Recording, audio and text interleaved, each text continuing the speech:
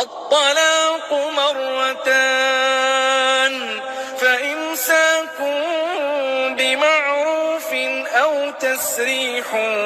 بإحسان ولا يحل لكم أن تأخذوا مما آتيتموهن شيئا إلا أن يخافا ألا يقيما حدود الله فإن خفتم ألا يقيما حدود الله فلا جناح عليهما فيما افتدت به تلك حدود الله فلا تعتدوها ومن يتعد حدود الله فأولئك هم الظالمون فإن طلقها فلا تحل له من بعد حتى تنكح زوجا غيره فإن طلقها فلا جناح عليهما أن يتراجعا إن ظنا أن يقيما حدود الله وتلك حدود الله يبينها لقوم يعلمون وإذا طلقتم النساء فبلغن أجلهن فأمسكوهن بمعروف أو سرحوهن بمعروف ولا تمسكوهن ضرارا لتعتدوا ومن يفعل ذلك فقد ظلم نفسه ولا تتخذوا آيات الله هزوا واذكروا نعمة الله عليكم وما أنزل عليكم من الكتاب والحكمة يعظكم به واتقوا الله واعلموا أن الله بكل شيء عليم وإذا طلقتم النساء فبلغن أجلهن فلا تعضلوهن أن ينكحن أزواجهن إذا تراضوا بينهم بالمعروف ذلك يوعظ به من كان منكم يؤمن بالله واليوم الآخر ذلكم أزكى لكم وأطهر والله يعلم وأنتم لا تعلمون والوالدات يرضعن أولادهن حولين كاملين لمن أراد أن يتم الرضاعة وعلى المولود له رزقهن وكسوتهن بالمعروف لا تكلف نفس إلا وسعها لا تضار والدة بولدها ولا مولود له بولده وعلى الوارث مثل ذلك فإن أرادا فصالا عن تراض منهما وتشاور فلا جناح عليهما وإن أردتم أن تسترضعوا أولادكم فلا جناح عليكم إذا سلمتم ما آتيتم بالمعروف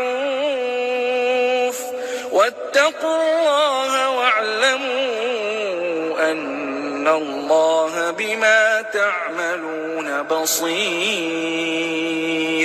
والذين يتوفون منكم ويذرون أزواجا يتربصن بأنفسهن 4 أشهر وعشرا فإذا بلغن أجلهن فلا جناح عليكم فيما فعلن في أنفسهن بالمعروف والله بما تعملون خبير ولا جناح عليكم فيما عرضتم به من خطبة النساء أو أكننتم في أنفسكم علم الله أنكم ستذكرونهن ولكن لا تواعدوهن سرا إلا أن تقولوا قولا معروفا ولا تعزموا عقدة النكاح حتى يبلغ الكتاب أجله واعلموا أن الله يعلم ما في أنفسكم فاحذروه واعلموا أن الله غفور حليم لا جناح عليكم إن طلقتم النساء ما لم تمسوهن أو تفرضوا لهن فريضة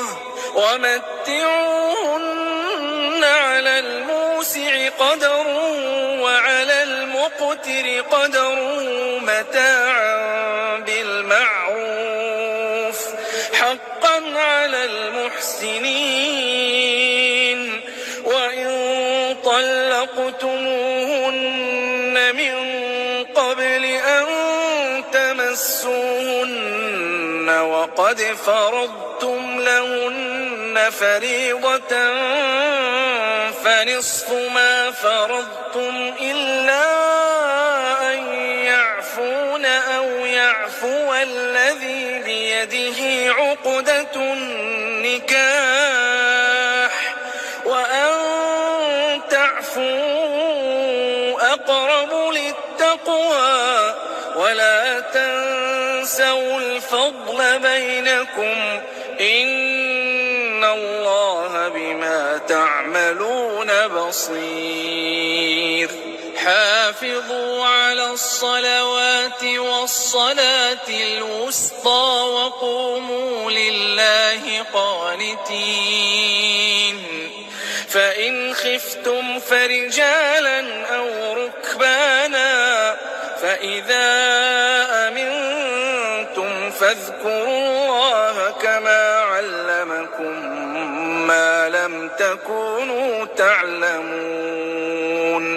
والذين يتوفون منكم ويذرون أزواجا وصية لأزواجهم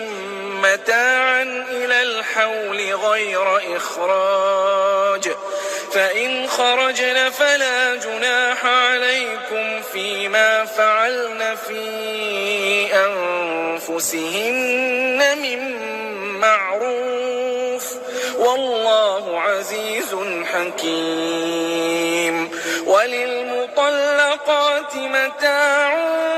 بالمعروف حقا على المتقين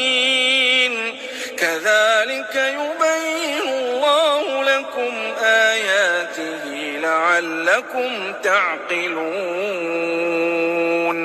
ألم تر إلى الذين خرجوا من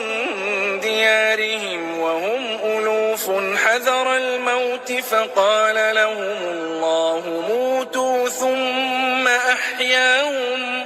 إن الله لذو ذو فضل على الناس ولكن أكثر الناس لا يشكرون وقاتلوا في سبيل الله واعلموا أن الله سميع عليم من ذا الذي يقرض الله قرضا حسنا فيضاعفه له أضعافا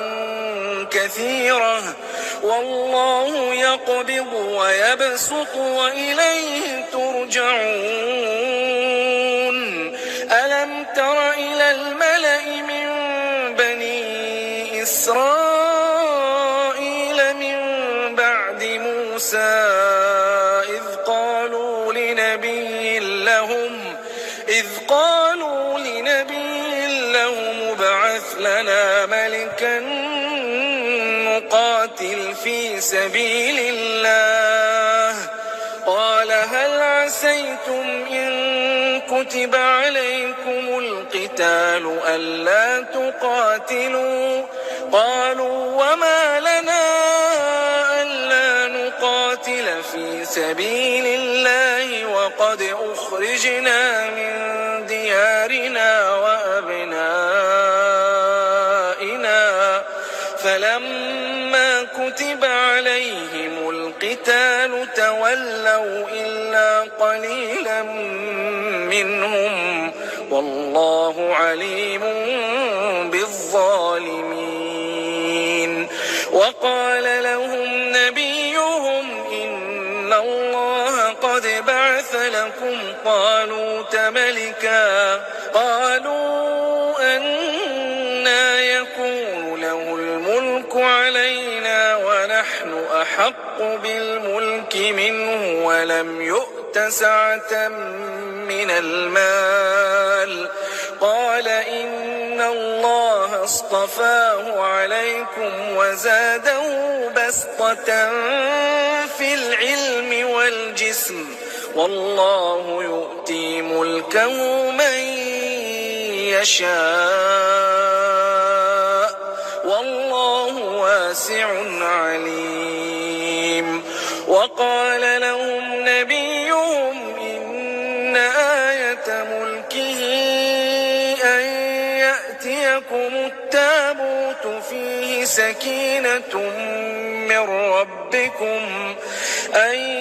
يأتيكم التابوت فيه سكينة من ربكم وبقية مما ترك آل موسى وآل هارون تحمله الملائكة إن في ذلك لآية لكم إن كنتم مؤمنين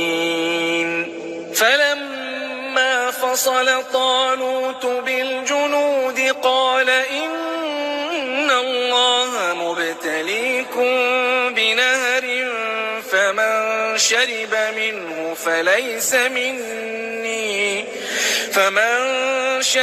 منه فليس مني ومن لم يطعمه فإنه مني إلا من اغترف غرفة بيده فشربوا منه إلا قليلا منهم فلما جاوزه هو والذين آمنوا معه قالوا لا طاقة لنا اليوم بجالوت وجنوده قال الذين يظنون أنهم ملاقو الله كم من فئة قليلة غلبت فئة كثيرة بإذن الله والله مع الصابرين ولما برزوا لجالوت وجنوده قالوا ربنا أفرغ علينا صبرا وثبت أقدامنا وثبت أقدامنا وانصرنا على القوم الكافرين فهزموهم بإذن الله وقتل داود جالوت وآتاه الله الملك